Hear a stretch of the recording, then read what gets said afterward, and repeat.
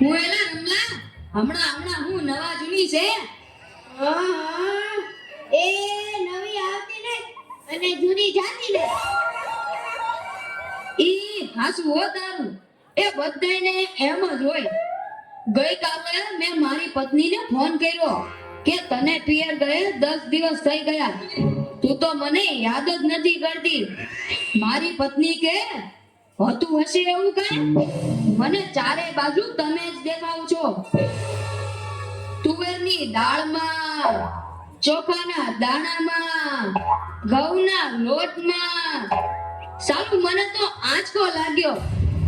હું ધણી છું કે ધનેડું? એ હા ભાઈ હા, એ કાગડા બધે કાળા જ હોય. એ તારી વાત એકદમ હાચી હો ભાઈ. એ બીજી એક વાત કહું. એકવાર હું મારા હાંગરે ગયો. સાસુમાએ 8 દિવસ સુધી પાલકની ભાજી ખવડાવી. એ 9મા દિવસે પૂછ્યું, એ જમાઈલાલ હું બનાવું? પછી તો મેં કહી દીધું, ખેતર બતાવી દો, એ હું જાતે ચરી લઈશ. ખરેખરી કઈ તે તો. અરે હું હમણાં મારી પત્ની સાથે શાક માર્કેટમાં ગયો તે ઈ મને કહે 2 કિલો વટાણા લાવ. મેં કીધું લઈ લે, એમાં હું પૂછવાનું હોય? તો મને ઈ કે પૂછવું તો પડે ને, આ વટાણા ખોલવાના તો તમારે જ છે ને. યો કરો વાત. અરે બાયુની ક્યાં માંડો છો? આ આજકાલની પરજાઓ પણ જુઓ ની. મારી ટિંડોરના હાથમાં મોબાઈલ આવ્યો એટલે બસ પતી ગયું સમજી લો. આપણી સાથે વાત કરતા હોય અને કોકનો ફોન આવે એટલે હાલવા જ માંડે. પેલા આપણે કાંઈ ખેતરના ઉભેલા ગાડિયા છીએ? એને મન તો આપણે એવા જ હોય. એને તો મોબાઈલ આવ્યો એટલે કરલો દુનિયા મુઠ્ઠી મેં. ધીરુભાઈ અંબાણી જ જોઈ લ્યો. એમાં આ જીઓ આવ્યો ત્યારથી છોકરાઓ તો આપણો જીવ લઈ ગયા છે. અરે એનું નામ જીઓ નહીં પણ મરો એવું રાખવું જોઈતું તું.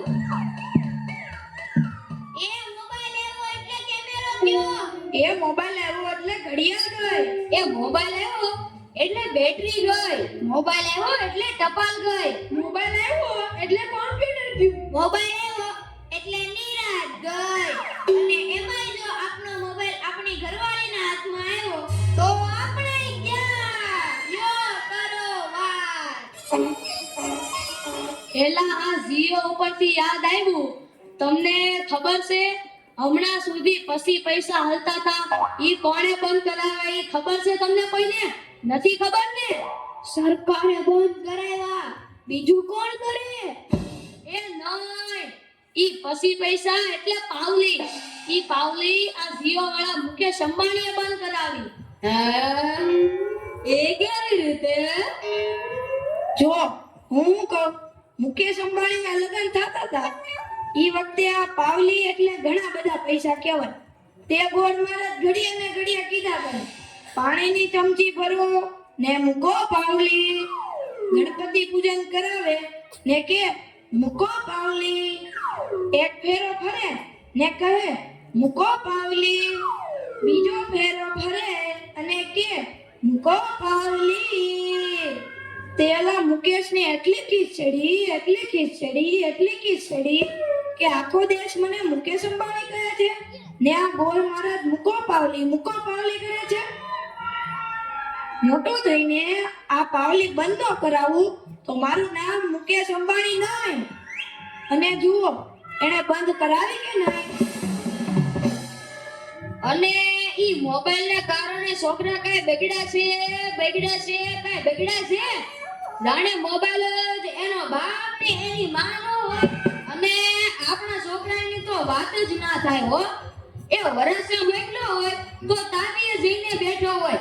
અવેડાના ડાટા કાઢી નાખી એવા હોય. કાલે મેં ઓયલા પહલાને કીધું કે તારો છોકરો પથ્થરના ઘા કરે છે, કોઈને વાગી જશે. પહલો મને કે ઈ મારો છોકરો નહીં, ઈ તો મારો ભાણિયો છે. મારો છોકરો તો તારા બૂટમાં પાણી ભરે એ લાટા પાટા શણગાર કરીને સ્કૂલે મોકલ્યો હોય ને ઘરે આવે ત્યારે પલળેલ કાગડા જેવો થઈ ગયો. મારા ટીનિયાને સાહેબે પૂછ્યું કે 15 ફળના નામ બોલ. ટીનિયો કે એક સફરજન, બીજું એક ચીકુ, એક ત્રીજું પપૈયું અને એક ડઝન કેળા. થઈ ગયા ને 15 ફળ.